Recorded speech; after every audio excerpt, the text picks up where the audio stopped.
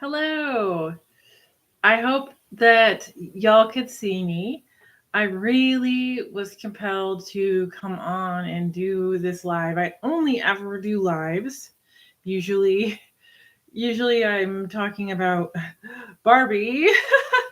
but I was compelled to come on and do this live because Love is Blind is one of my guilty pleasures, and there's so much ableism involved in it this season. I have to come on and talk about it. So, and I've been in other content creators' comment sections just trying to educate people. But I'm only one woman. But as a disabled person, I feel like, it's my duty to talk about things that are just overtly ableist in the media. And I feel like not necessarily Love is Blind, but Kenetic content or Kenetic or whatever their production company is, Kenetic, also produces a reality show called Married at First Sight. And if y'all know me, like, you're probably like, Damien, you're a cool chick. Why are you watching reality TV show? Let me give you a little bit of background. I started watching reality TV, I think, as we all did. I started watching reality TV with abandon and uh, during the pandemic to kind of just like turn off my brain. So I started watching Married at First Sight, and I was kind of intrigued by the sociological experiment of it. So I was just sort of intrigued by the franchise, by the game show of it all, like just the concept. I was intrigued by the concept, more so than I would have been had we not been in an international pandemic. Speaking of ableism. And so I started kind of binging Married at First Sight as a guilty pleasure. So then, of course, the Love is Blind phenomenon, and that was kind of similar. So I was like, oh, okay, this is a similar take on it. And then I found out the production companies are the same. So I'm like, oh, okay, I kind of get it. And full disclosure, in my head, I've thought of kind of like what it would be like if somebody with a disability went on those shows, and how would this sociological experiment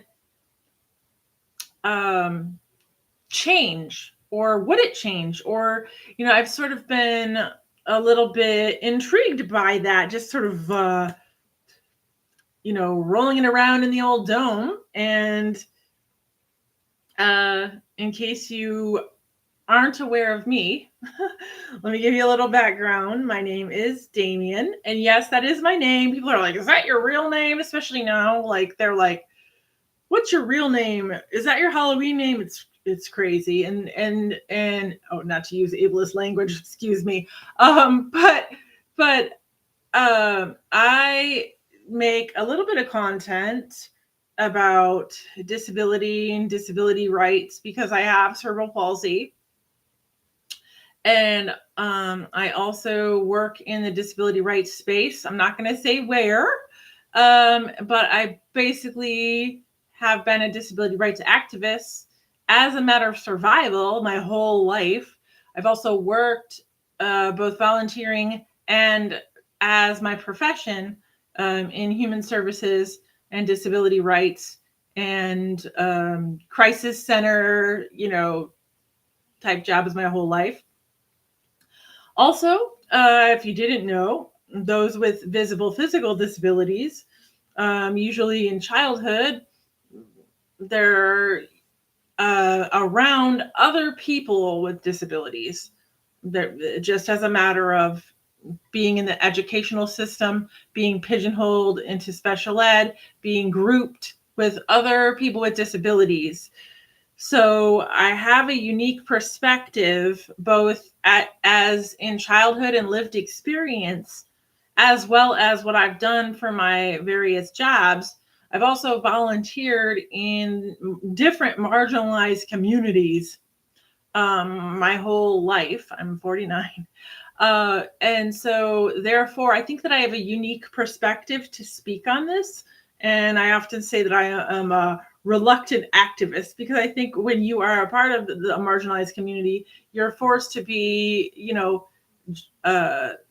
advocating for yourself and making sure that in politics, your rights are advocated for. Because if you don't do it, nobody's going to. So you learn to speak up for yourself very early, at a very early age. And also, I think it's a stereotype that disabled people are meek and mild. No, we're not. We can't afford to be. We have to be kind of loud and proud and out there. Otherwise, we will not get our basic needs met, both institutionally, structurally, socially. So, yes, I think that I have a unique perspective about this situation that I'm about to speak on. And I also think that I'm going to speak on it in a way that you might not expect. Other creators I've noticed have spoken on it, but they don't know the language to use. And I'm not the language police either. Sometimes I mess up. But they really don't know the language to use. And they'll speak on it like, oh, the way they're portraying this person is just so wrong. It's so bad on so many levels. But they don't complete the sentence that it's wrong because it's an example of ableism. Because maybe, I don't know why they don't say that. They don't know what ableism is. Or they're able-bodied, so they don't feel that they can really speak on it. And I haven't heard anybody talk about the ableist themes of Kenetic shows. So that's what I want to talk about today. And I'm kind of freaking myself out here because I don't have a script. I'm just kind of off the dome. And one thing that you have to know about me.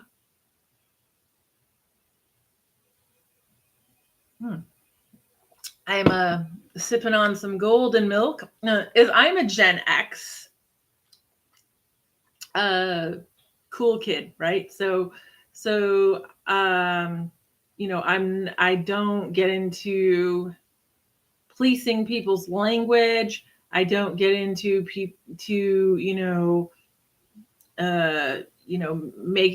I don't get into policing people in general. Like, Gen X is pretty cool. We had to deal with a lot growing up, so we're pretty self-actualized. I consider myself a self-actualized babe with a mobility aid. And so, I don't want this talk to be like an indictment of somebody that doesn't know what ableism is, or an indictment of their language, or anything like that. I am just pointing out the problematic themes of a reality TV show. And let me just say this. I don't expect reality TV to be some bastion of like disabled rights and portraying disabled people as like a positive. They're going to portray marginalized groups negatively most of the time, because that's what makes money, unfortunately. And this is not lost on me. However, I think that because they want us to give them money and consume it in the public space, that we have a right to be critical of it. They have a right to make it however they see fit. But we have a right to be critical of it and then ultimately not watch it if it's to insane. And again, I'm not going to correct my own speech when it comes to possible ableist language. I'm not using these terms to describe people, if you notice. Something only becomes ableist if it insults a person, you know. So, or language can only become ableist if it insults a person, or at least that's my take on ableist language, just because I don't have the emotional labor energy to like correct everybody's speech and make sure everybody is like up to date on the most, positive terms or whatever. And sometimes even people with disabilities don't know everything. And may I say, before I start on this subject, I do not speak for everyone's disability. I do not speak for everyone's representation. I do not speak for everyone's marginalization or the way they feel about this reality show and how it's portraying people. And like I said, we shouldn't really be looking to reality shows to do anything positive.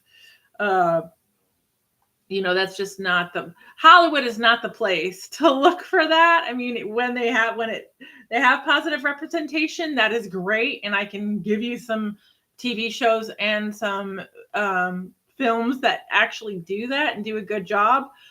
Maybe that's for another day. I've always kind of been toying around in my head with these two shows in particular, just because of the way they are set up. Like, what if they had a person with a disability that was overt and disclosed on the show? What would happen? Well, now I know, because season 9, they disclosed the contestant or a cast member or whatever, I guess you would say, disclosed a disability. And the number one problem I have, which isn't the biggest problem, is the way that they sort of did a play on Love is Blind by having the first known person with a disability on the show as having a blinding eye condition. It's like, okay, I see what you did here. What do you think? You think that like we're supposed to think the irony of that is like funny? Like, I'm going to have a different take on this than you might expect. I don't think a serious illness, let me just say this properly. I don't think a serious illness is something that you should just spring on somebody on a dating show that you are going to get married to. And I can say this with some authority because I was married for many years. And before you come at me, I have had many different relationships. Most of them were happy when they were going on, and they ended happily. Some of them didn't. I'm a human being. But yes, I was with the same person for over 15 years. Actually, just about 15 years. And 14 years ago, I got a divorce and moved to Florida. That's a whole nother story. And then since then, I've had many different types of relationships, different styles of dating. And, I'm not going to go into what it's like to date interablely. That's what it's referred to as an interabled relationship, when one has a disability and another one doesn't. I'm not going to go into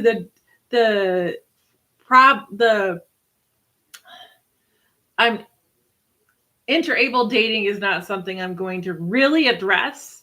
I just want to address the themes of the show and how ableist they actually are, and how Kenetic has always been that way. So the first thing I want to say is the fact that you have a young woman, a young lady with a serious blinding eye condition, as she put it, retinitis pigmentosa, which in my estimation, correct me if I'm wrong, it can lead to blindness. It doesn't always. It leads to low vision in some people and total blindness in others. I have some experience with it simply because I was around a lot of different kids with a lot of different disabilities throughout my life, basically. By the way, too, I'm also a visual artist, and I use themes of disability and ableism in my work. And I also make jewelry, and I made this jewelry, and that's what's behind me. I also have my crutch behind me. If you want me to bring it out, I totally can, because in this new and unusual world, unfortunately, people claim that they have disabilities that they don't for monetization and attention. I really do have cerebral palsy. I walk with crutches, and I have my whole life. And sometimes I can walk unassisted. I am 50 years old with cerebral palsy, which is a little bit different than having it at 20. So I'm going through something now called post-impairment syndrome, where as you get older, your condition, cerebral palsy, by and large, doesn't get worse. But with the type of disability that I have, as you age, you're facing different challenges. And that's what I'm kind of going through now. I'm kind of transitioning where I used to be more ambulatory. Now I'm more reliant on mobility aids, like wheelchairs. But I am a part-time wheelchair user. That there is such a thing. In fact, it's a stereotype to say all people in wheelchairs have some level of paralysis. People use wheelchairs for all sorts of different reasons, only one of them being paralysis, and that is a stereotype. That would be an example of an ableist stereotype. And I'm just assuming that everyone knows what ableism is. Let me give you a quick definition, and then maybe it'll make sense to you as to why I think this season of Love is Blind is particularly using stereotyping disability to make money on several levels. First of all, if you didn't know, ableism is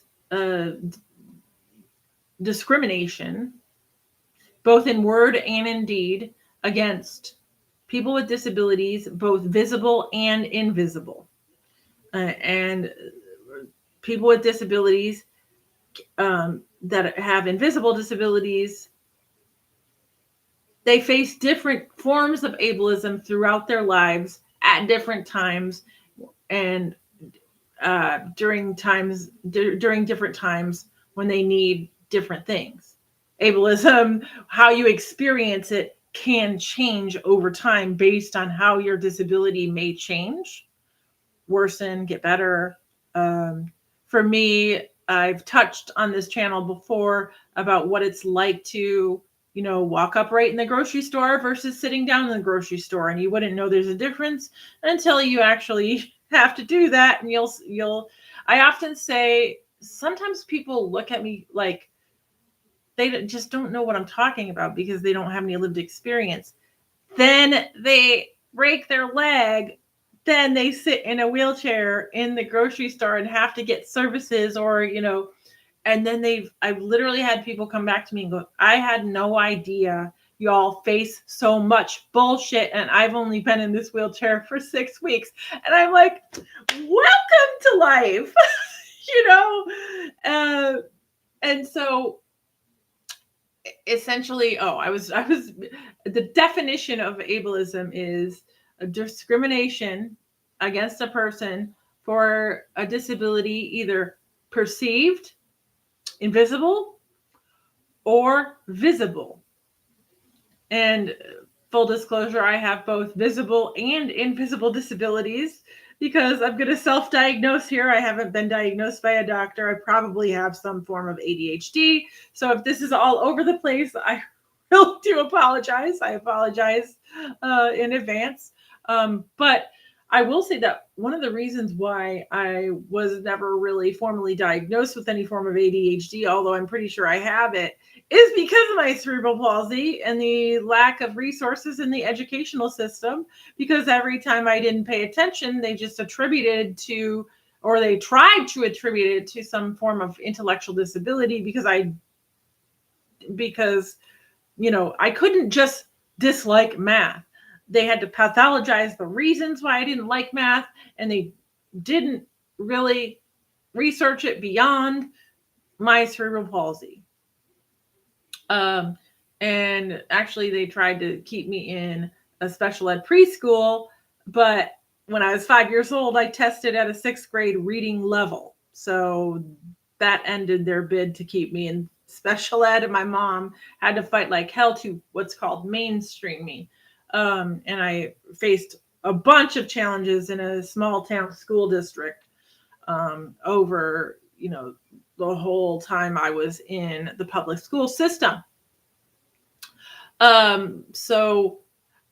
What I was saying was, yes, ableism is bigotry and discrimination against those with disabilities, both invisible, visible, or perceived. That it can be socially, structurally, or institutionally. And I'm not going to go into the subtypes of that, because you can look that up. Google it. Google is your friend.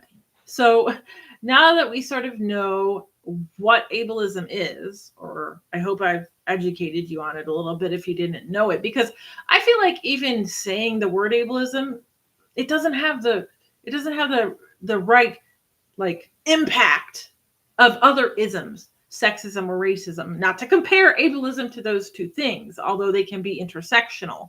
And I'm going to discuss intersectionality as well. But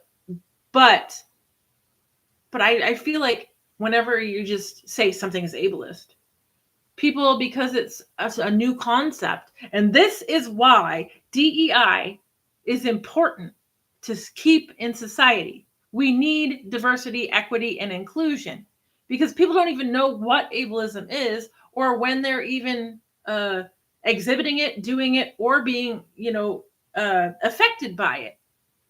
Whether you have a disability or you don't have a disability, we're all affected by ableism at some point. So, and I can do another live about that. I mean, I'm going to touch on so many themes that beg more information and more commentary. I just don't have the time or emotional labor to delve into this deep topic. But I wanted to talk about it through the lens of Love is Blind, Kenetic reality TV show, and how absolutely problematic it is. And I'll explain myself further. What was I going to say? What I've talked about is just ableism as a concept, and it can affect someone institutionally, socially,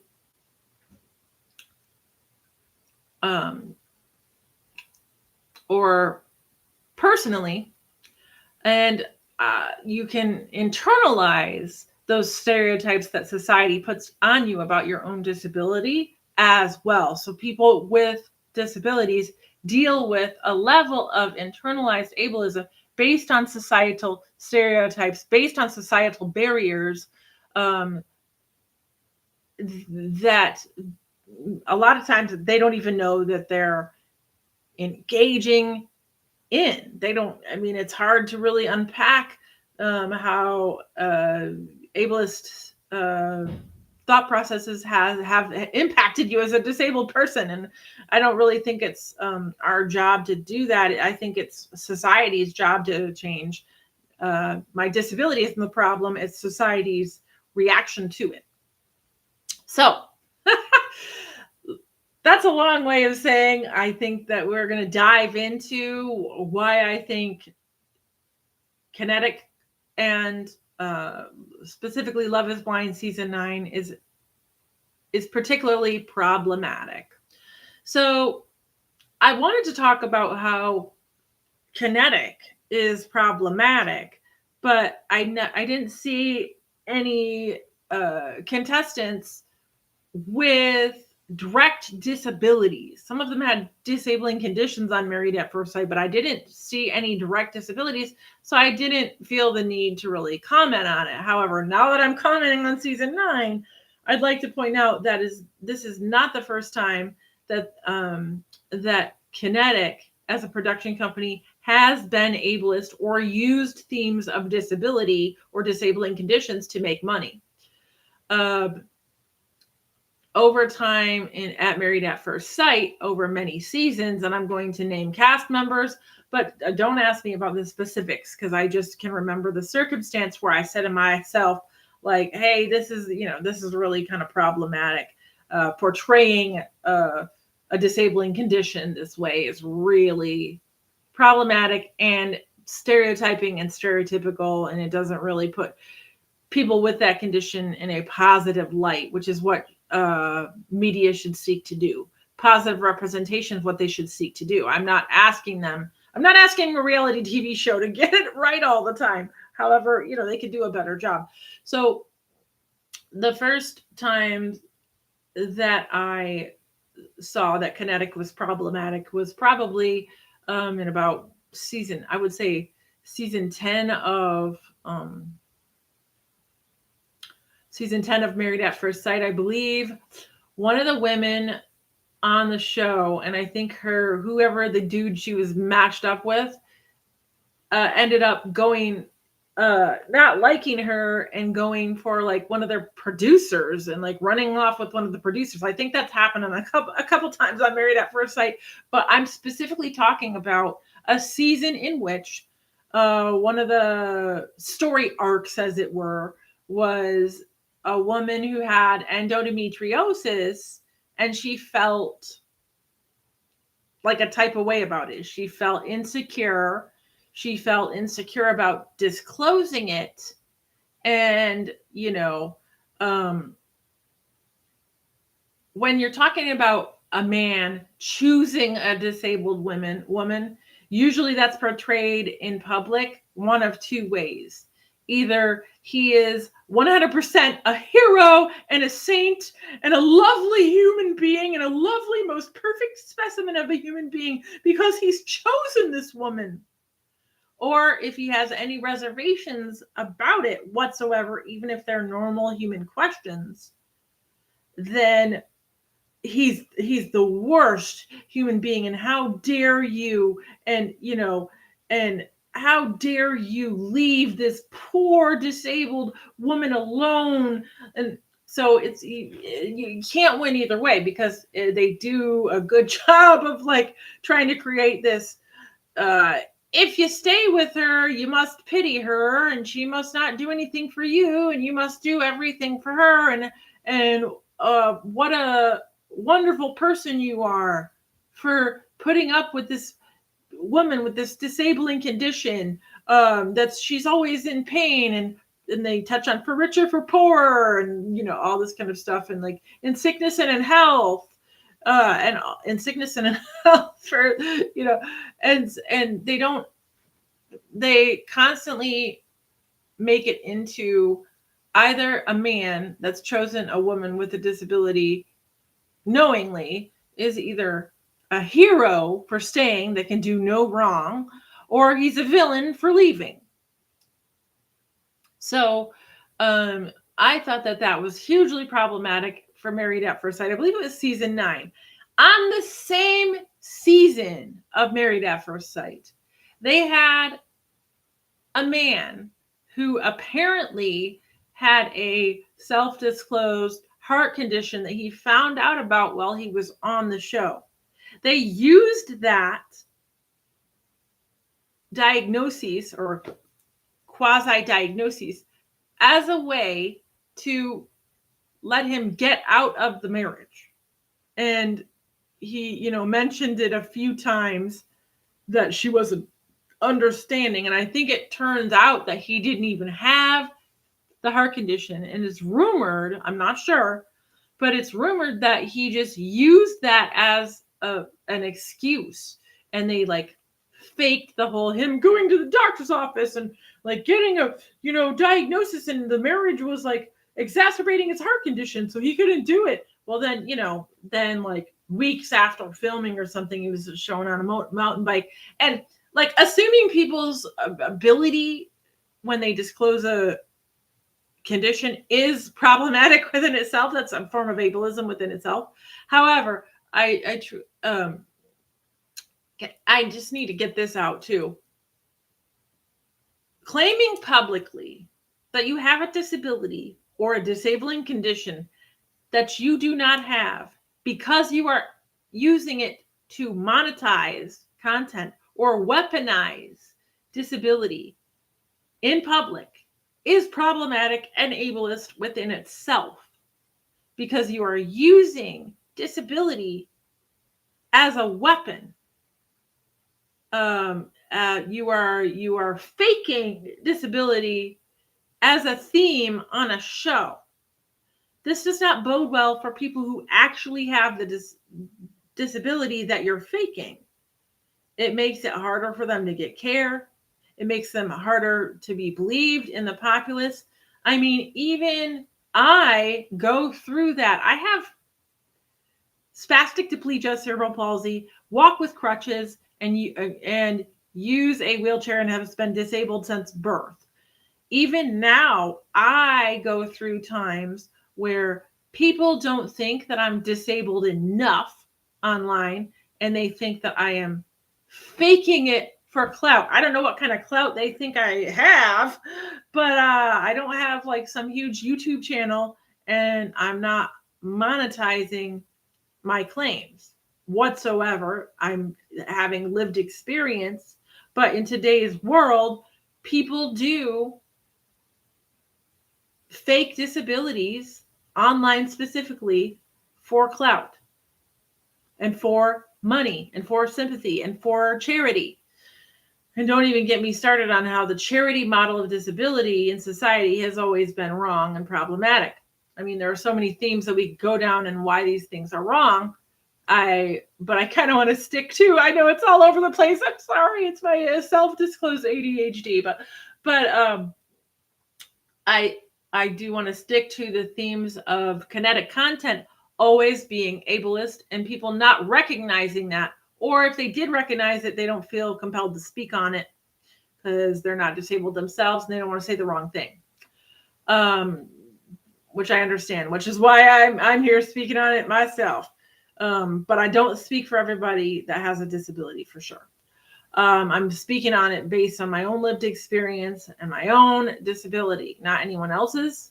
I think as a disabled person living in the world, you have a unique perspective on other people's disability and how it's perceived in the world. So I think Gen Z's and Gen Alpha's take on, well, you can't really say anything about it unless you're, experiencing it yourself. I think that's a real reductive way to approach disability. People that live with disabilities are around other people with disabilities. We have camaraderie usually because we're minorities in a room. So we tend to talk about our own struggles and disabilities and how they intersect, and we give each other tips. So I don't think that saying, oh, just because I'm not blind, I can't speak on retinitis pigmentosa. That's not true, because I grew up with kids that had that condition and have lived experience with it. So this whole notion of the younger generation that, unless you have the exact experience, then you can't say anything in public. And that's just really reductive and stupid, Gen Z. It's really dumb to like, I understand that you're trying to prevent ignorance and wrong things being said, but I think that a dialogue with disabilities is needed. Okay. So anyway, so Married at First Sight, the first theme that I felt was really problematic, having a girl with a disabling condition, endometriosis, can lead to disability and be a disabling condition, which is different than a disability, actually. But I just thought the theme around her like pitying herself and like wondering if the guy was going to pick her and like be there for her, and like, you know, she just felt like she was a burden. Disability as a burden. Disability as a burden is a trope, and it's also problematic. To have a reality show put that out there as a theme, because it perpetuates stereotypes. So I was like, okay, I was going to speak on this particular season of Married at First Sight because of the fact that they had two different themes of you know, sort of disabling conditions. One girl that was like, felt all bad. That's a stereotype. You know, I don't feel bad about my disability every single day. It's not a walk in the park, but I'm not sitting here crying over my disability. At a certain point, when you have a disabling condition or a disability, there comes some form of acceptance with it, especially if you've had it your whole life and, you know, you're just living your life, you know. So it's a stereotype that people with disabilities pity themselves. Sometimes you might, because I mean, you're human, but that's not your everyday experience. So for the show to weaponize pity as a reason for people to watch was like similar to it was giving sideshow circus freak. And I'm not sure if you are aware, but the disability community has had to deal with centuries of oppression when it comes to being viewed as a sideshow, because literally that's what they did with people with disabilities. People with disabilities, people of short stature, were forced into sideshows as one of their only means of making any sort of money or gaining any sort of autonomy or upward mobility. Some of them were, you know, slave labor. And you can look that up, and I don't have time to go into the disability history of that. But the trope of like viewing disability as a joke or a sideshow is very problematic and hurtful because of the history of disability in this country and how we have been pigeonholed into being a spectacle. Which brings me to my second point. I think I already touched on this, but with Kenetic content, Married at First Sight, the guy in the same season who had the girl that had endometriosis and she didn't know how it was going to be perceived, and she was like perceived as pitying herself, also had the guy with the supposed heart condition, but it came out later that that was just a way for him to get off the show. That is very problematic because of the fact that it puts out there in the public that people with if people could watch that and think that people with heart conditions aren't believed, it makes it when you fake disability in the public and make yourself look like a spectacle, or you make it harder for other with people that actually have those conditions to live their lives. Point blank, period. So a show to have those types of themes is irresponsible at best. But at the time, I didn't think that, it was a strong enough theme for me as a disabled person to put the emotional labor into coming on and criticizing it. However, now I am coming on and criticizing this franchise as repeatedly using themes of disability that are problematic and not positive as a way to make money. And let me just personally disclose, I know people that have been involved with Kenetic content, and I'm not going to say how. And I know people that have actually been on the shows that I speak of. I've actually talked to a few of the cast members of Married at First Sight and got their perspective of, what went down on the show and why they went on the show in the first place. I'm not going to name those names either, but I have a little bit of a inside track on it, just a little bit. And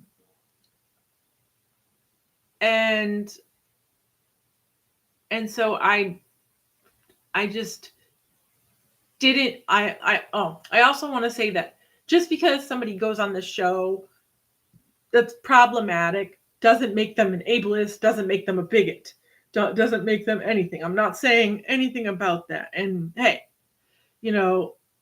especially in 2020 and beyond, like any way that you could make money and secure your bag, I ain't mad at you. However, I think it's also important to understand themes, so that you know what you're dealing with, and understand when something becomes so problematic that you should maybe minimize your exposure to it, because it's not healthy, but like I said, yeah, I'm not accusing anyone involved in the show of knowing they were ableist and being on the show anyway and blah blah blah blah blah. I like a lot of ableist creators. I like a lot of creators, Dave Chappelle, that have said really problematic things about the disability community. I think because I'm Gen X, I can, sort of divorce myself from it sometimes. But, just listen, I can watch Married at First Sight, or I can watch Love is Blind and consume the content as entertainment, and also be critical of it because I spent money on it. So that's what I'm actually doing. So this is not some gotcha moment where I'm calling you out as ableist if you continue to watch these shows. I just want you to understand what they're trying to do to you. They're trying to use problematic disability representation as a form of entertainment, which is problematic in itself because of the history of disability rights in this country and the history of disabled people having to be thought of as sideshow freaks. Quite literally. And this is a modern version of it, in my opinion, on many levels. So, I've always wanted to speak on Kenetic content's problematic themes. And I myself am not going to get into the problematic themes of race and disability. There's some intersectionality there. I think that you can go and watch some other creators, some people of color that speak on those themes. Although I am going to touch on the portrayal of Edmund, a castmate in season 9. And so I want to apologize in advance if I offend anybody in speaking on the politics of race and disability, because I'm not a Black person. So I don't know what it's like to walk around brown, but I do know what it's like to be oppressed and in a marginalized class of people. So, I think there's what you call intersectionality there, where sort of it's not the same, but there's themes of oppression that can overlap in different communities. And I think that's okay to say. And I'm not comparing the oppression of being disabled, a white disabled woman in America, with the oppression of Blackness. However, I need to be able to discuss this openly in order to get my point across when it comes to that. But the first thing I want to talk about when it comes to Love is Blind season 9 is I just want to be transparent about, in my head, I've thought to myself, oh, I wonder what it's like to, because, people with disabilities just don't go on game shows, or they're not chosen to be a contestant on game shows. It's very rare. Actually, I think I saw one person in a wheelchair on Price is Right once, and I freaked out. And I was like, oh my God. And I was like, but so yeah, it's just very rare. So, it's noticed. by the disability community when a person with a disability goes on a show. It's noticed. It's particularly in the game show, reality show space is what I've noticed. Even if you're not a reality show type person. And may I say, like Love is Blind, Married at First Sight, those type of reality shows, they're kind of trash TV and they're usually not my jam. But these things that Kenetic content is doing is just really egregious in my opinion, so I have to speak on it. That being said, so like I said, I've always kind of thought in my own head, like, okay, how would someone navigate, having a disability and going on a show like this? How would it be perceived, received, portrayed? I have a disability, so of course I'm going to think like that sometimes. But then, of course, knowing society like I do, I'm like, oh, yeah, it's going to be problematic. They're going to portray it as some sort of problem.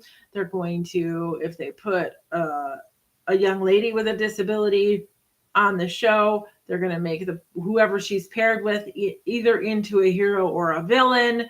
They're going to have her display all sorts of overblown points of internalized ableism, and expressing that she won't be seen as a whole woman and all this kind of thing. And then, they're going to garner pity to get to people to watch the story arc and use pity as a weapon to stereotype the disability community and her in general. And so it's like, on the one hand, I want to see representation, but representation at all costs is not the goal here. You don't just do representation of disability just to say you did it. It has to be a positive representation in order to make a difference. And they're not doing a good job. And like I said, I don't look to reality TV to be a bastion of freaking disability representation that's positive. Trust me, that's not what I'm asking them to do. But my God, if they're going to do it like this, I have a right to criticize it. And the number one thing I'd like to say first, when we're talking about Madison, and they paired her with Joe, who immediately they paired him. They paired her with the frat broiest type that got way too drunk to handle himself. In my opinion, anyone in their 20s should not be on this show, first of all. That has nothing to do with disability. It's just like anyone in their 20s is not ready to get married in the type of commitment, and especially this type of commitment, this type of show, the commitment that it entails. And a lot of creators are now saying, like, this show isn't even about marriage anymore. It's about, going on the show for brand deals and all that whatever other stuff. I'm just going to talk about it based on the premise of this show is that it's a social experiment that you go into a pod and you talk to people and you don't fall in love with them based on their looks. It's based on personality, and people come on the show for various reasons, and they always state that physicality has been a problem for them, or just social awkwardness has been a problem, so they want to overcome that, or they don't want people to look at their race, or they want to overcome some social problem that they have. This is not the time nor the place to do that. A reality TV show is not the time nor the place to work out all of your problems of why you haven't gotten married in the first place when you wanted to get married, or why you haven't been successful in relationships. A reality TV show is not the time to work that out. Neither is springing on someone that you have a disability and seeing how that goes or how that works, and using it as like this trope of like, ooh, some big problem that we're going to spring on this person just to see how they react. That's so horrid, and it's ableist, and it's bigotry. Oh, ableism is a form of bigotry against disabled people. socially, structurally, institutionally, personally. And so that is so freaking ableist to spring disability on someone, to see how they react. Disability is not something you spring on somebody.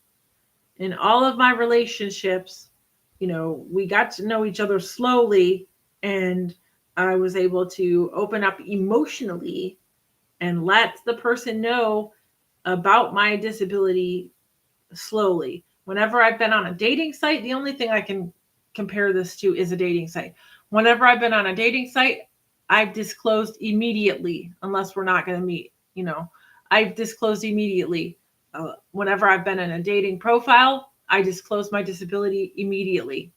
It's not something you spring on somebody to see how they would react and make it a theme of the show. Their reaction to her retinitis pigmentosa. Whoa, oh. It's like, again, this harkens back to making disabled people look like a sideshow, look like their disability is a reason to gawk at them. It's basically a sideshow, but it's a modern day sideshow.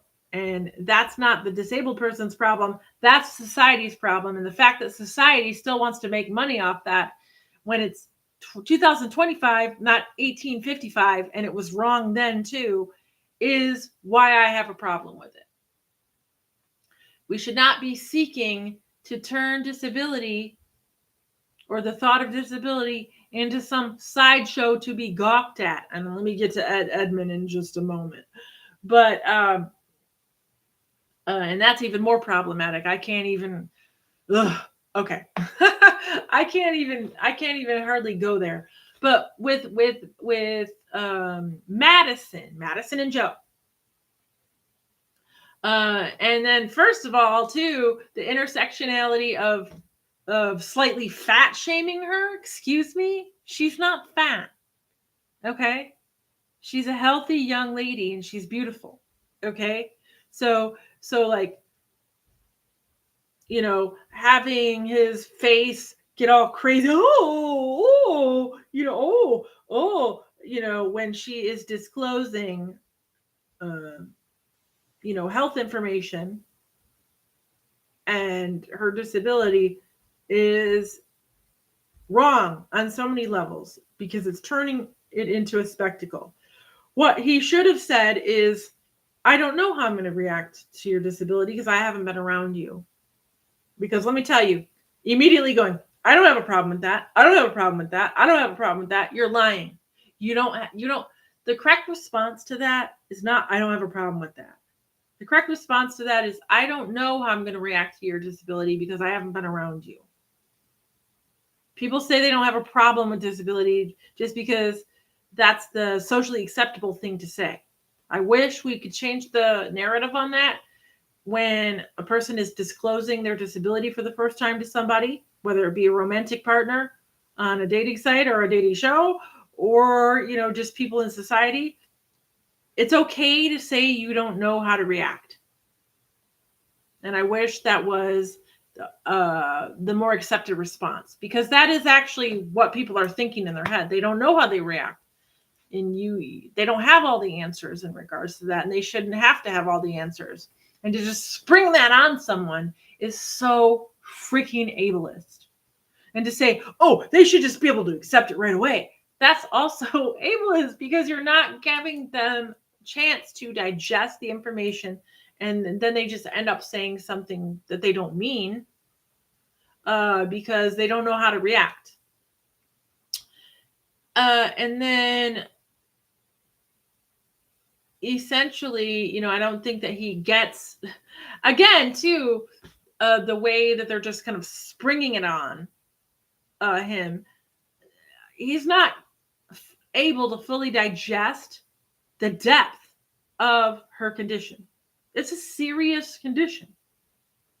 And for this show to just treat it like, oh, it's just, I just run into things sometimes. So it's going to be cool. Whatever. I'm fine. I just have lights on. It's like, I mean, I've almost said this before, but I'm surprised this show. Well, the show has been sued for sexual harassment. I think sexual assault allegations. I mean, it's problematic on so many levels. And this is only one of them. And now, like, they're gonna have all kinds of problems with ableist themes because they're the ones that decided to put it out like that. So, I have a right to criticize that. And I definitely have a right to criticize how they treat women. And now I have a right to criticize how they treat disabled people as well. So, but like I said, I'm a consumer of this stupid content, and I don't judge anyone who still watches the show. The world is going to hell in a handbasket nowadays, and hell in a handbasket. I'm like, what am I, 1975 or something? I don't know. And I started watching trash TV. I realized that it's trash TV. I started watching trash TV as just a way to turn off my brain during the pandemic. So I don't fault anyone who still does that and watches the most horrible, problematic things ever. I mean, but I think it's good to be educated about these things nonetheless. So anyway, so Madison and Joe, yeah, the way they portrayed her disclosure is problematic. The way they're not letting him digest or process what she just told him, the depth of that and what it's going to mean to his life if they stay together, that's also problematic. I'd also like to point out that there is a father, a single father, as he puts it, Jordan, with a seemingly disabled child. Diabetes is a disabling condition that can rise to the level of disabilities. Specifically, with a type 1 diagnosis in childhood. I'd like to touch on two different things that were overtly ableist, and the storyline will probably continue to be ableist. There's so much ableism in this season to unpack, and that's why I'm talking about it. Number one, it's come out that this guy is probably a multi-level marketing scammer, so I wouldn't expect him to be educated on disability issues. But the fact that they allowed Mike, one of the suitors in the pods that is going for Megan, was one of Megan's like top 2 people or whatever. The fact that they allowed him to say such bullshit about childhood type 1 diabetes is problematic. He is spreading misinformation, false health information, false themes about diabetes. And people with diabetes have it hard enough. They don't need this asshole, spreading misinformation about the disease. I believe he made some comment about how, well, my buddy had it in my buddy had it, he just changed his diet. Do you know how many times people have told me, well, can't you just make a difference if you exercise with cerebral palsy, or, you eat this, or you try this supplement? That is so freaking wrong on so many levels. First of all, that guy is not a doctor. And his anecdotal experience with his buddy, as far as diabetes in adulthood and type 2 diabetes, is a vastly different disorder than type 1 childhood diabetes.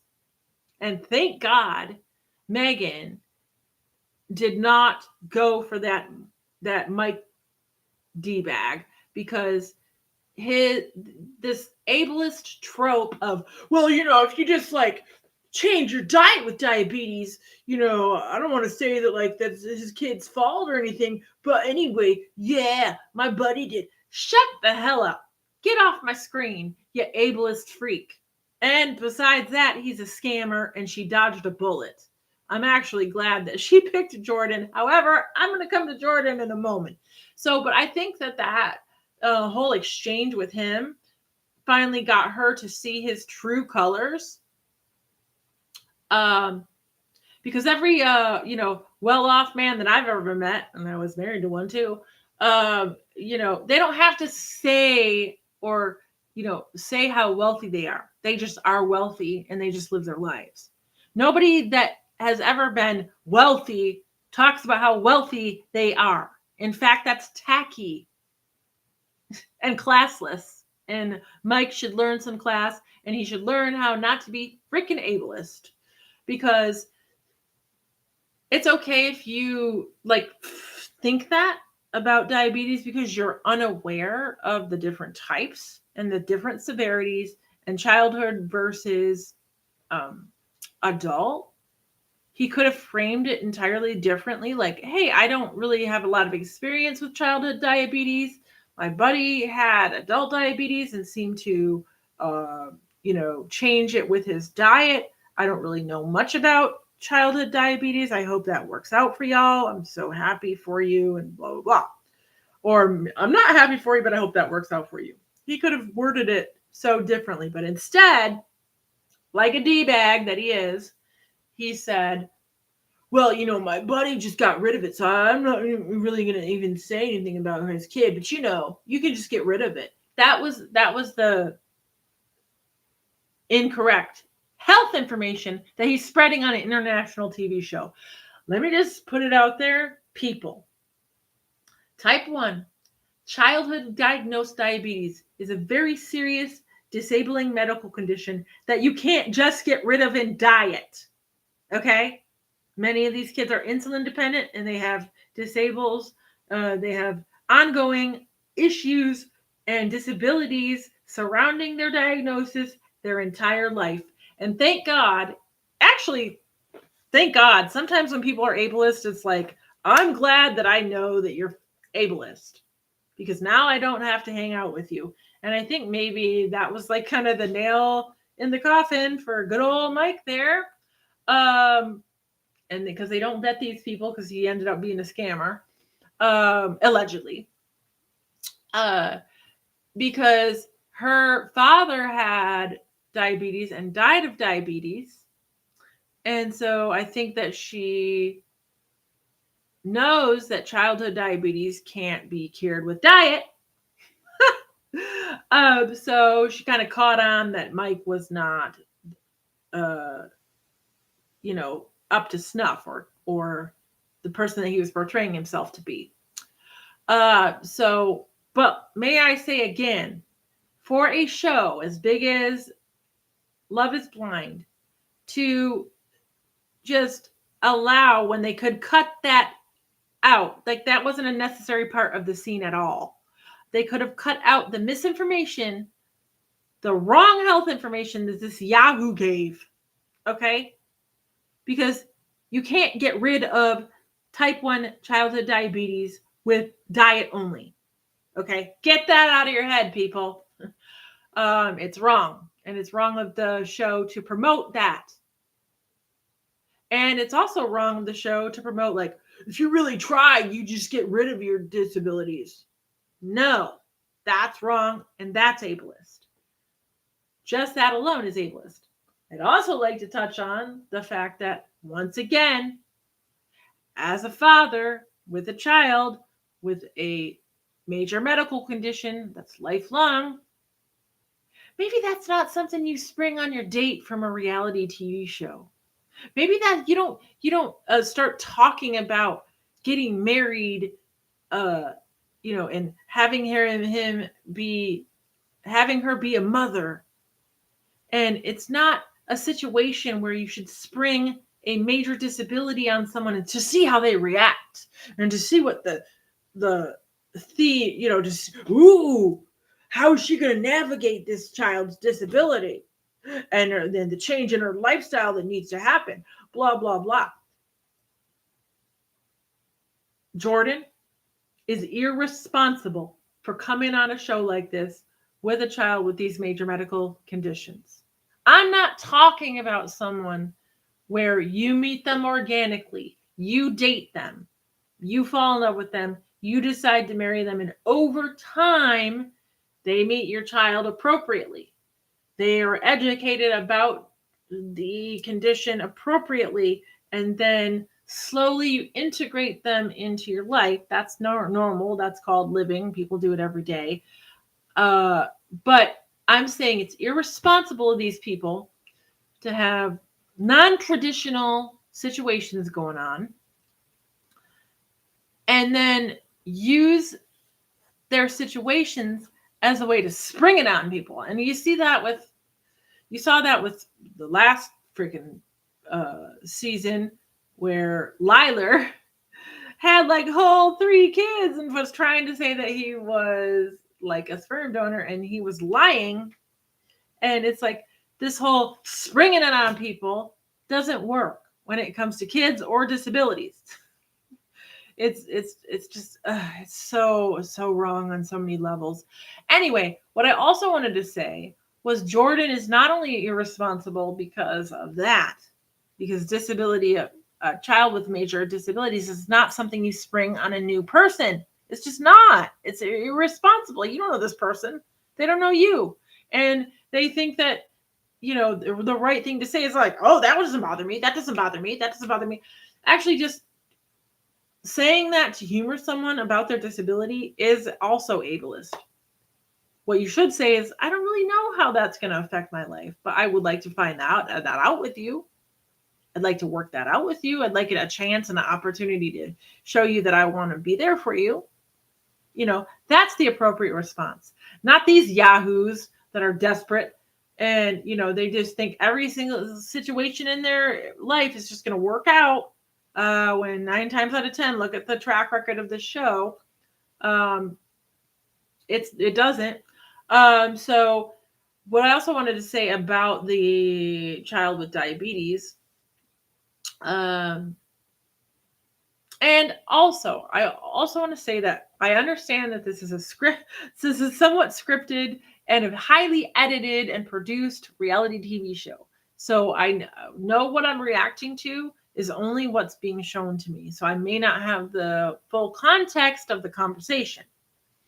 But, the fact that they are portraying disability like this is problematic at best and bigoted and ableist at worst. And I also wanted to touch on the fact that, and I'll get to KB and Edmund in just a moment, but I also wanted to touch on the fact that he seems to, or at least this is the way they're portraying it, Jordan seems to be using his child's diagnosis of type 1 childhood diabetes as a way to position himself as a good guy on the show, and stay on the show because he knew Megan's history with her father with diabetes. So I understand that might be, a point where they relate to each other. Like I said, people with, that have similar disabilities, have similar disability experiences, they naturally relate to each other. And that is not a problem. What is a problem is him using that as a theme to, he is using disability sociosexually or the perceived disability of his child, because I don't know his child, sociosexually as a way to stay on a reality TV show and pull at the heartstrings of a woman that they're clearly trauma bonding. They are clearly trauma bonding. And let me just say that again. That's one of the themes of this show that I find most problematic is the entire problem with this show. And people don't even, they unpack all these problems, right? But they don't even know they're not bonding. Most of the time on this show, they're trauma bonding. And they should have no business coming on the show to get married Anyway, a lot of people trauma bond when they date. I don't know if you've been on a bad first date where the guy uses it as a counseling session, but I have. But it's called get the check at the end and say, it's been nice knowing you. I don't really think we vibed. You don't get married to that person. So, but this show, you get married right after you're basically in a dating situation for less than a month. I mean, it's unrealistic. But that's part of the reason why people watch it, right? And they watch it to escape reality. I understand that. However, yes, what I wanted to say is Jordan is using the perceived disability or disabling condition of his son as or at least this is the way the show is positioning it, as a form of pity, as a form of social currency known as pity, or the perceived pity of those with disabilities, to stay on a show and to pull at the heartstrings of this woman that's clearly trauma bonding with him. And that's what they have in common so far, because she'd spent half the first part of it going, they don't have anything in common, and he's not really my type, and da da da da da. But all of a sudden, she's all in love with him over this trauma over her dad, and I so want to be a mother. No, you don't. No, you don't. That's not what people who want to be a mother to a disabled child say 5 minutes after they found out they had a disability. That is so wrong. I mean, it's wrong. It's just people think that they're obligated to say that about people with disabilities because it socially looks they don't want to look bad. So they'll say all sorts of positive things about disability or the perception of disability when they don't mean those things. And then that's called virtue signaling, when they just say positive things about disability to look good. That's also problematic in society and makes it harder for those with disabilities to actually live and to live an autonomous, equitable life. And this is why diversity, equity, and inclusion, positive representation of DEI, is what is needed in society. So DEI is just not some BS woke term. It's actually what moved the needle to mainstream me into public education. But that's another discussion entirely. And so, yes, okay. So we've talked about the ableism of having Madison on the show and how she disclosed her disability. We've talked about the ableism of Mike's comments about incorrect comments about type 1 diabetes when he knows nothing about it. And we've talked about the problematic themes of using the perceived disability of a child to gain sociosexual favor in a game show. Yeah. Really, really, really, really problematic.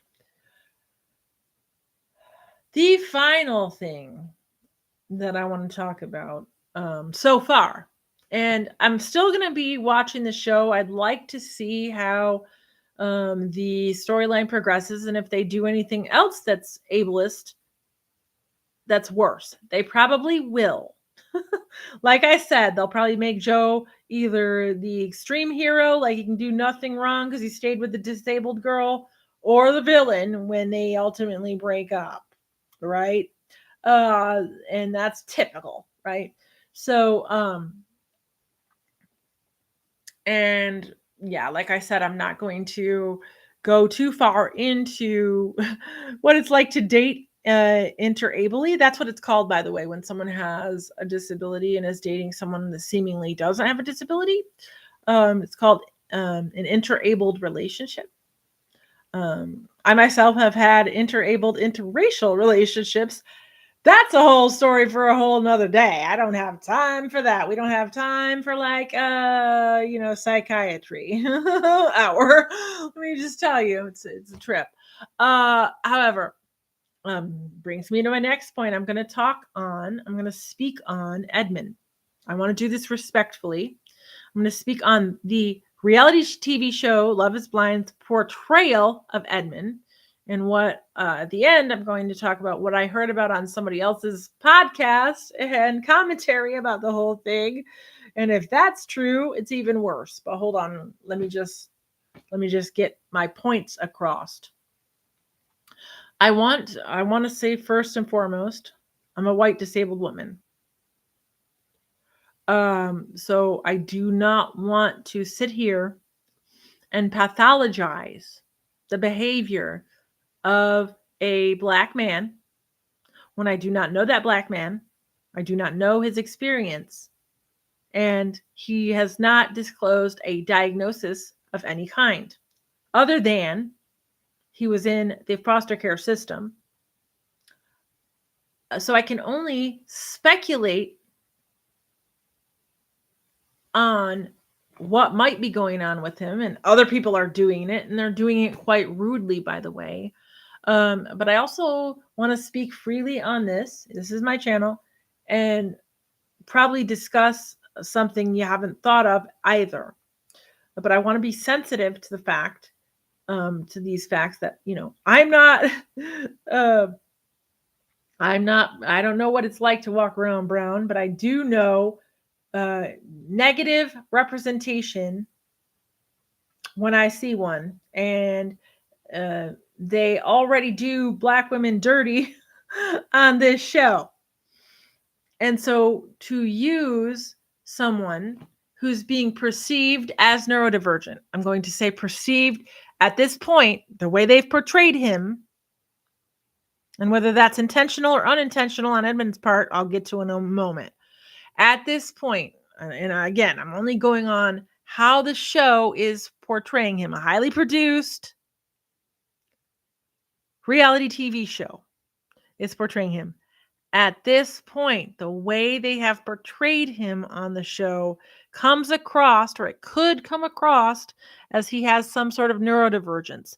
Neurodivergence can describe many different disabling conditions. The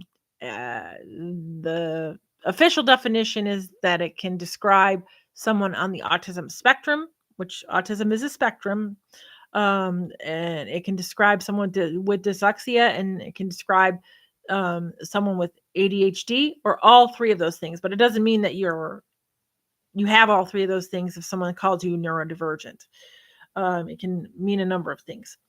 So because we don't have a diagnosis for him, I don't want to publicly pathologize him. I'm not a medical doctor. I just have lived experience in the disability space. I also have professional experience as an advocate, both paid and volunteer. I currently work in the disability space right now, although I'm not going to say publicly what my job is. So based on my lived experience, my professional experience, and just almost 50 years of living with a disability, the perception of him is that he is somewhat on the spectrum. He disclosed on the show, quite weirdly, that he eats his boogers. He also was seen on film kissing the floor randomly, not as some, in childhood, we've all sort of done those things. There was always like, I'm not saying everyone just picks their nose or like kisses the floor, but these are very childlike behaviors that he's exhibiting. And as a 28-year-old man, that is very problematic. And here's what I'm going to say, and I'm only going to say this once. Once you think that someone has a disability and is on the spectrum and is all these things that they're tasking Edmund with, right? And we're going to get to KB in a moment, and what they're tasking her with and why it's stereotypical and horrible. However, once you have pathologized him in public, as other creators and the show itself has done, it is ableist in nature to continue watching him like he is a circus. In fact, it is very ableist to do that. And I say that even though I'm going to continue to watch the show, but I know what I want to do this webisode of my YouTube channel just to educate people with the themes that they were using to make money. One of the themes that they are using to make money is to make a seemingly disabled or neurodivergent Black man a spectacle on the show. This is ableist. This is wrong. I've touched on this briefly with the other situations, but it's also very ableist. Specifically, I'm going to discuss intersectionality of racism here, to task the Black woman with unpacking all of his problems, because he self-disclosed that he himself was a product of the foster care system. He's never felt safe in his entire life. So all of the crying and carrying on and all of that, and all of those exhibits are, could be indicative of, I'm also thinking like reactive attachment disorder. He's never felt safe. So that's why he's having all of these incorrect reactions to stimuli. And frankly, that's why he runs the way he does, because he's probably had to literally run away from unsafe situations throughout his childhood and probably young adulthood. Kids in foster care, and I've known a few in certain situations. I've also volunteered at organizations with kids in foster care. They have a completely different attachment style because they never feel safe, and part of it is reactive attachment disorder. Is common in kids in foster care because you're completely dysregulated all the time. I'm just speaking on my rudimentary knowledge of that disorder. And he, based on what the show is showing us, and I can only go off that, he's exhibiting a lot of those signs. Now I'm going to get to something else. And so with him, I mean, it's just irresponsible as hell to even cast someone like him. They're just really just like, and people are going to criticize that statement because there are some certain people in the disability community that believe that any kind of representation is a step in the right direction. No, it's not. I'm here to tell you, when we talk about representation, we have to pay attention to the kind of representation we accept. I don't accept that kind of representation. It's horrible. And, and I was also going to say that once, and, Cat Williams said it best about Kanye West, which, I mean, I think it perfectly describes it. Shannon Sharp, who has his own problems, in the iconic Cat Williams interview, Shannon Sharp asked what he thought about Kanye West. Cat Williams very eloquently just stated, if you're going to say someone has special needs and they have disabilities, why the hell would I pay attention to anything that they do? If you say someone has special needs, why are you looking at the circus? In fact, that is so wrong on so many levels. And I really, really, really, really, really, why are you looking at them like they are a circus act? Why are you doing that? And let me tell you, it's for money. And it's problematic to put a perceived disabled person or disabled people in that position. Because historically, there's a lot of pain in how we are perceived as spectacles in society.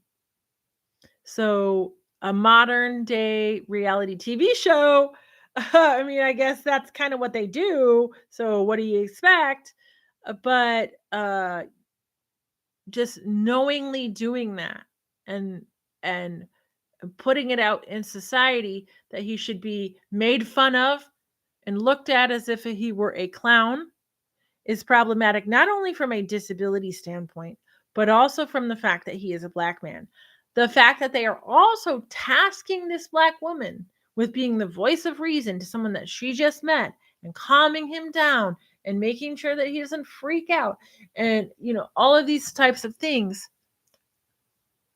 that is also so problematic on so many levels. And that's not the first time this franchise has done that. Literally put black women specifically in danger, right? So, and there's been lawsuits to prove that. So, yeah, that being said, the portrayal or how they are portraying Edmund, and I don't know if he has any disabilities whatsoever.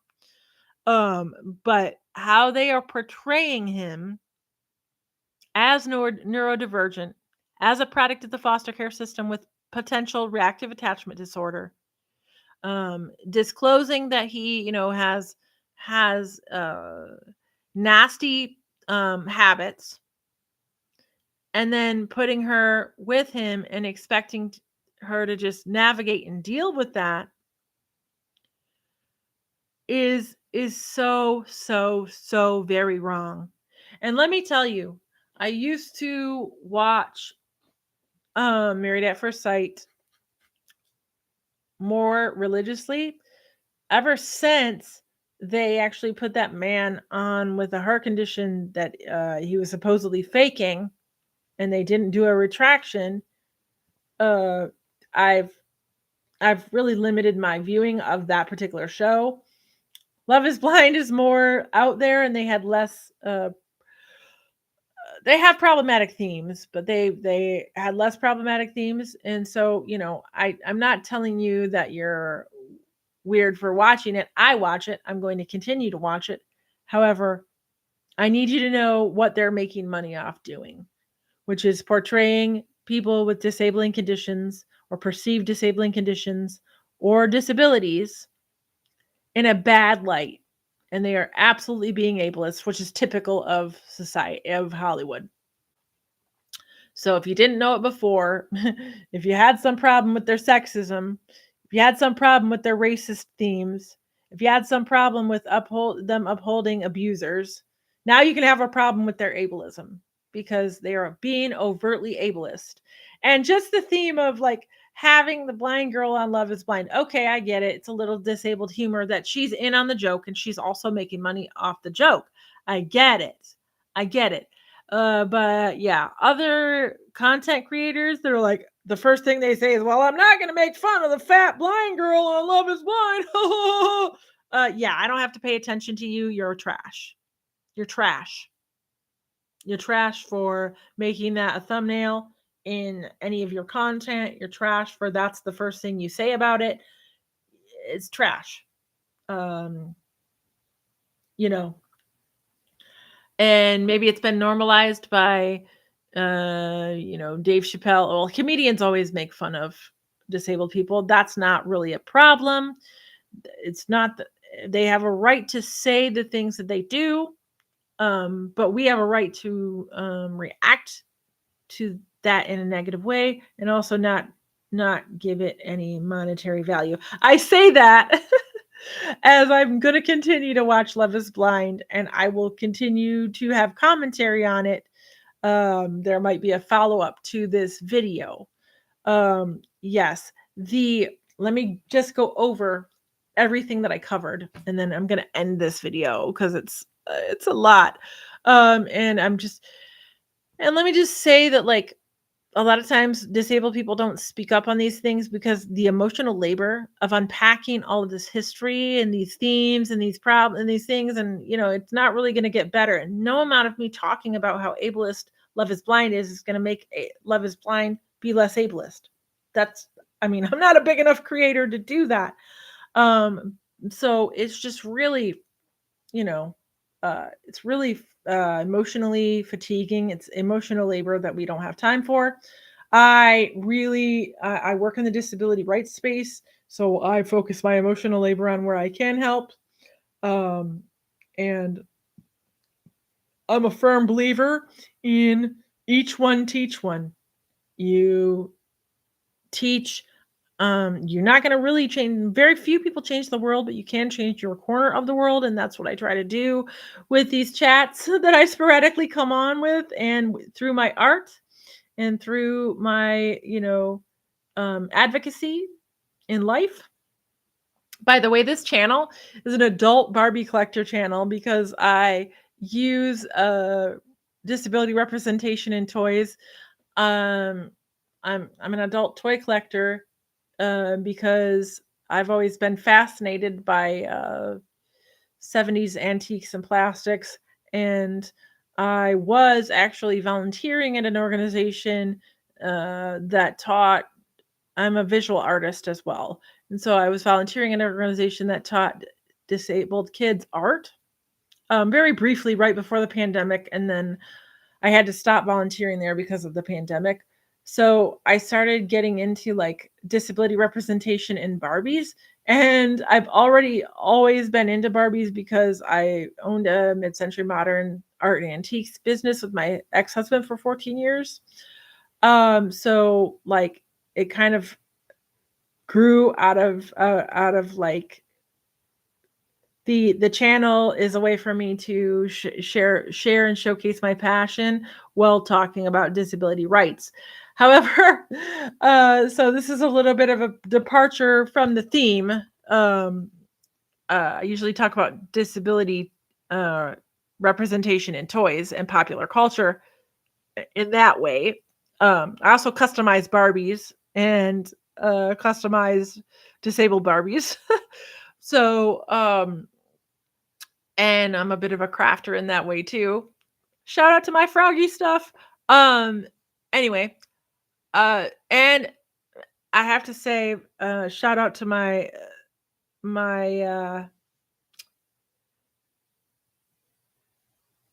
fellow YouTubers, Jasmine W. I love you, girl. Thank you for criticizing this franchise, and thank you for letting me be a mouthpiece for the disability community and uh, educating you in a way, even though you're super educated uh, on a lot of different things, and we become parasocial friends because of that. And I just love your vibe. And I'm so glad. Thank you for allowing me to have space. Thank you for holding space for me to talk about ableism on your channel.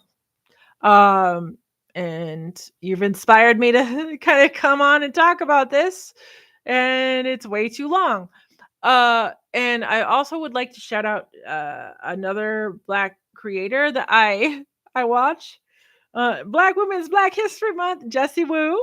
She gave me a heart today when I talked about she's one of the only creators that I've heard talk about ableism of this show in the way that she has. Like I said, she didn't know the word because a lot of times negative disabled history is erased. It's washed over. Sound familiar? um, that's what they do with most marginalized peoples. Um, but but I just wanted to give a shout out to Jessie Woo as well for at least touching on, the problematic themes that they're using, particularly with Edmund and Calabria. Calabria. Um, and I do believe they're also using trauma bonds with that couple.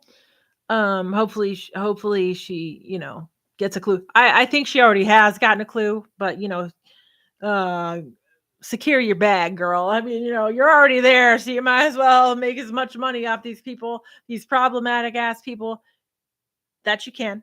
But the reason why I've come on here and talked about this frivolous crap as wars are waging all over the world, as true ableism is occurring, in in my own life to me. And that's, what I want to focus my energy on is dismantling that, which I already do. Um, in the words of Maya Angelou, when you know better, you do better. So when you have the information about what ableism is and how this show engages in it and makes money off of it,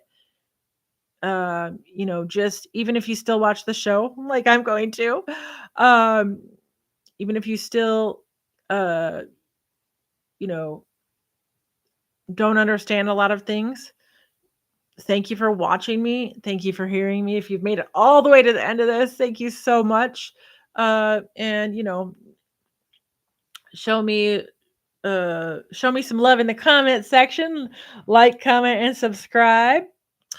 And every one of these that I do on YouTube is a learning experience. I'm still new at this, so I appreciate you rocking with me to the end of this. And again, I'm not an expert on all disabilities. I never claimed to be. This is an adult channel, and thank you for hearing me on this. I'm gonna just briefly synopsize what I went through. Number one, other creators making fun of Madison and her blinding eye condition is kind of grimy. It's one thing if she makes fun of it because she can make fun of it because she has a disability herself.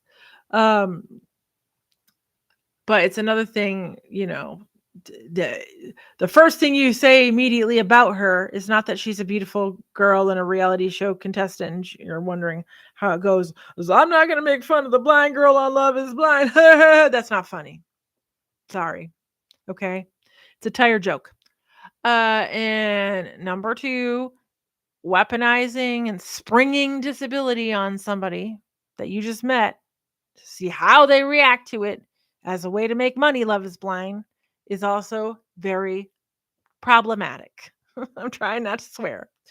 Number three, weaponizing your child's perceived disability as a way to gain sexual favor or sociosexual place and stay on a reality TV show for money is a bit ableist in its own nature and problematic within itself. It's also problematic for the show to perpetuate the stereotype that type 2 diabetes in adulthood is the same thing as type 1 and he could just get rid of it if he wanted to. That is wrong. It's spreading misinformation health-wise. And an international show should have made a disclaimer. They can't really control what their contestants say, but they can print a retraction. And that's what they should do. Number three, how Edmund is being perceived as a neurodivergent person, and he's suspected of having some sort of issue with being from in the foster care system. I suspect it's reactive attachment disorder because of his really odd ways that he reacts. Is so problematic, especially given the history of Black people and disability in this country. I didn't even touch on this theme. In history, white supremacy has, during slavery, the slave master weaponized perceived disability of their family members against the rest of the group. So, if you had someone in your camp that was slow due to disability, and slowed down the rest of the group, then your whole group was punished.